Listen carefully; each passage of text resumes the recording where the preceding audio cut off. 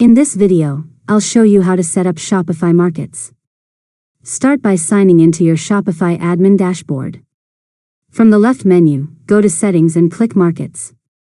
Next, click Add Market if you want to create a new market, or select an existing one to edit. Choose the countries or regions you want to include in that market. After that, configure your market settings. You can customize the domain or subfolder, choose the default language and currency, and adjust pricing if needed. Now review your shipping options and make sure customers in each market can receive orders. You can also configure duties and import taxes if they're available for your store. Next, save your changes and preview your storefront to confirm that the correct language, currency, and market settings are being displayed to visitors. Finally, test your store by switching between different markets to make sure customers have the correct shopping experience based on their location. And that's it.